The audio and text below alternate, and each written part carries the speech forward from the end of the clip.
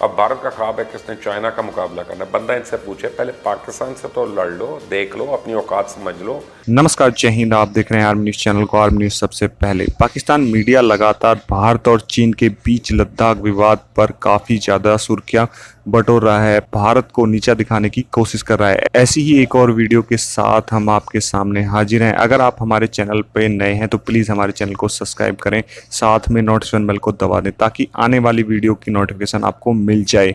आप लोगों से गुजारिश है, वीडियो को ज्यादा से ज्यादा शेयर करें, लाइक करें, कॉमेंट करें। आपको याद होगा गुज़िश्ता बरस मूरी ने पाक फ़ज़ाइया के हाथों जलील होने के बाद ठंडी आहें भरते हुए कहा था आज राफ़ेल तैयारे होते तो नतीजा मुख्तलिफ होता। यूँ अपनी नाकामी का मलबा राफ़ेल तैयारे ना होने पर डालकर एक तरफ तो अपनी फ़ज़ाइया की नाअहली छुपाने की कोशिश की और दूसरी तरफ भारतीय अवाम और अपोजिशन को राफ़ेल तैयारों की अहमियत बताई। मोदी का यह कहना कि राफ़ेल तैयारों की मौजूदगी में नतीजा मुख्तलिफ होता सिर्फ तिफ़्ल तसल्लियाँ थीं, क्योंकि राफ़ेल की बजाय कोई भी तैयारे होते नतीजा यही होना था जो हुआ। भारतीय वज़ीर दिफ़ा राजनाथ सिंह ने भी भड़क मारी कि राफ़ेल की आमद से हमारी अस्करी तारीख में नया दौर शुरू हो गया। नए जंगी तैयारों से भारतीय फ़िज़ाइया मज़ीद मजबूत होगी और मुल्क के खिलाफ किसी भी ख़तरे का मुकाबला कर सकती है। हकीकत में राफ़ेल हासिल करके भारतीय फ़िज़ाइया को इलाके में कोई बरतरी हासिल नहीं हुई, बल्कि ये इसकी ज़रूरत थी कि जदीद तैयारे ख़रीदे जाएँ, क्योंकि मौजूदा कोई भी भारतीय तैयारा पाक फ़िज़ाइया के मुकाबले की अहलियत नहीं रखता। इस हवाले से साबिक़ भारतीय फ़िज़ाइया के सरबराह का यह बयान कि जितने पुराने तैयारे हम उड़ा रहे हैं इतनी तो पुरानी कार भी कोई नहीं चलाता, सारी कहानी आपको बयान कर देता है। राफ़ेल पर जो भारत की ट्विटर पर ट्रोलिंग हुई है वो भी बड़ी दिलचस्प है। सिर्फ पाकिस्तान नहीं, दुनिया भर के सहाफ़ी और लोगों की जानिब से भारत का खूब मजाक उड़ाया गया। भारत को उसका असल चेहरा दिखाया गया है। चंद मशहूर ट्वीट्स में आपको बता देता हूँ। जैसे रशिया से ताल्लुक़ रखने वाले एक यूज़र ने, माइकल बोरस ने, एक ट्वीट की जो बहुत मशहूर हुई कि उन्हें यानी राफ़ेल्स को पाकिस्तान मत भेजे, वरना पाकिस्तानी पायलट्स बड़े परिंदों का शिकार करना खूब जानते हैं। इन बड़े परिंदों को मेरा यही पैगाम है कि अपने घोंसलों में रहें और महफूज रहें। और इसके अलावा ऑस्ट्रेलियन जर्नलिस्ट डेनिस फ्रेडमैन ने गौतम गंभीर की ट्वीट के जवाब में लिखा कि इस बात को यकीनी बनाएं ये तैयारे सरहद अबूर ना करें, वरना वो जादुई तौर पर स्क्रैप में बदल जाएंगे। और दुनिया भर से ट्विटर पर लोगों ने भारत को न सिर्फ पाकिस्तानी एयरफोर्स से छेड़छाड़ ना करने की वार्निंग दी, बल्कि कई सार्फिन की जानिब से उन्हें 27 फरवरी की भी याद दिलाई गई, जब भारत का मुकर्रदा चेहरा दुनिया के सामने बेनकाब हुआ। भारत को दुनिया भर में ज़िल्लत और रुसवाई का सामना करना पड़ा था। कई लोगों ने तो उन्हें अभिनंदन की चाय भी याद दिलाई। कुछ मनचले सार्फिन ने यह तक कह दिया कि राफ़ेल भारत पहुँचने के बाद पाकिस्तान में चाय की पत्ती की कीमत भी बढ़ गई है। कुछ ने लिखा कि ये तैयारे एक मरतबा फिर चाय पीने आ रहे हैं, जबकि भारतीय तैयारों को निशाना बनाने वाले पाक फ़िज़ाइया के बहादुर विंग कमांडर नुमान और स्क्वाड्रन लीडर हसन सिद्दीकी की तस्वीरें भी शेयर की गई। कुछ लोगों ने भारतीय एयरफोर्स से पूछा कि ये वो राफ़ेल तैयारे कब क्रैश कर रहे हैं, मगर इस सब का कोई फ़ायदा नहीं, क्योंकि ना मोदी को शर्म आती है ना ही भारतीय मीडिया को।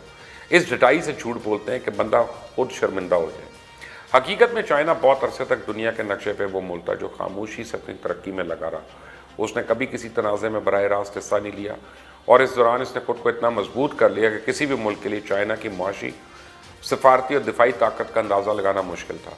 लेकिन जब से ये साल शुरू हुआ है, चाइना ने वबा पे काबू पाने के साथ साथ जिस तरह अपनी खामोशी तोड़ी है, इससे अमेरिका तक परेशान है।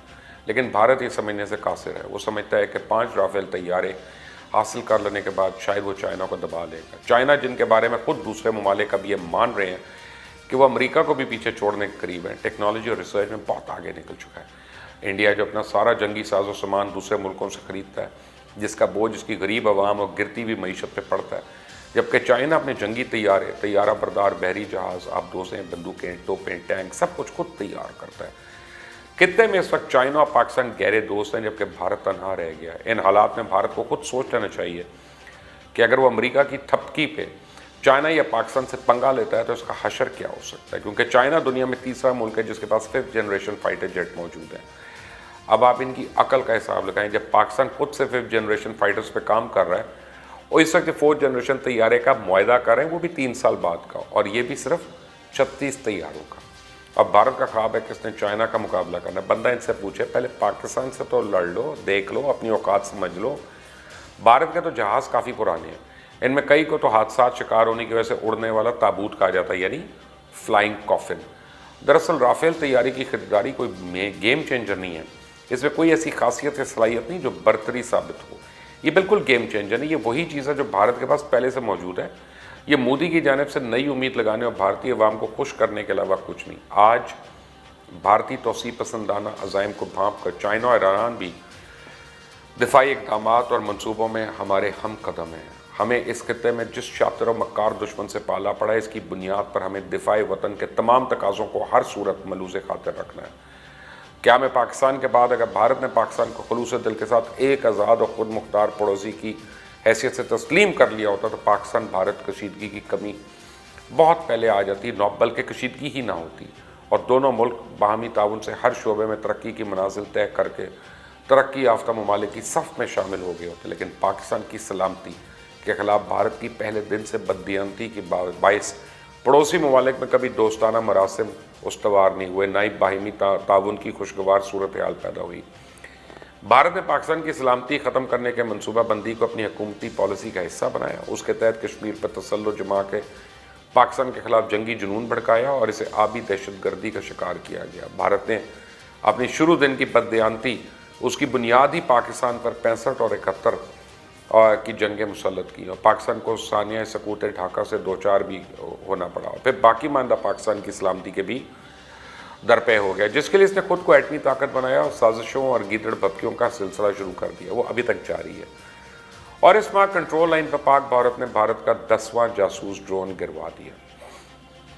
पाकिस्तान ने भी अपनी दिफाई ज़रूरतों के मुताबिक टैक्टिकल हथियारों समेत जदीद असले के हसूल और तैयारी में कोई कसर नहीं छोड़ी। अल खालिद 1 भी पाकिस्तान की दिफाई इस्तेदाद का सबूत है।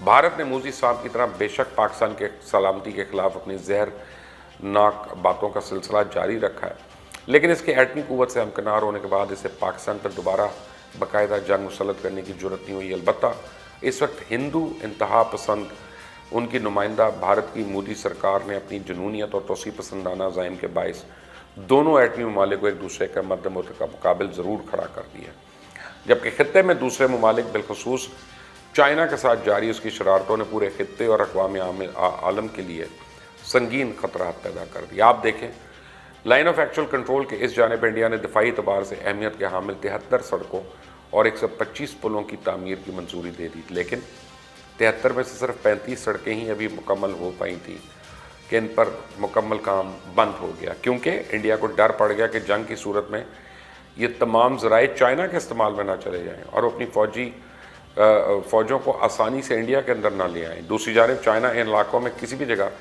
फौरी तौर पर अपनी फ़ौज पहुँचा सकता है और उन्हें एक दूसरी जगह ट्रांसफ़र कर सकता है। चाइना के सरकारी मीडिया ने हाल ही में होने वाली फ़ौजी मशकों की बड़ी तशहीर की, जिसमें एक बहुत बड़ी तादाद में फ़ौजों और दिफाई साजो सामान को बेहतर ज़राए नकलो हमल की बदौलत चंद घंटों में मुल्क के एक हिस्से से इंडिया की सरहद के करीब लाकर खड़ा कर दिया। खित्ते में होने वाली तब्दीलियों से भारत को खदशा लाहक हो गया। एक बात तय है कि चाइना जैसे ताकतवर खिलाड़ी के मुतहरिक होने से खित्ते में होने वाली तब्दीलियों की रफ्तार बढ़ गई है। ये मामूली बात नहीं है, बल्कि ये फैसले खित्ते में भारत के सुकड़ते और महदूद होते किरदार का आईनादार हैं। भारत की लाख कोशिश और भारत के लिए अमरीकी और यूरोपीय ममालिक की सपोर्ट के बावजूद चाइना टस से मस नहीं नज़र हो रहा।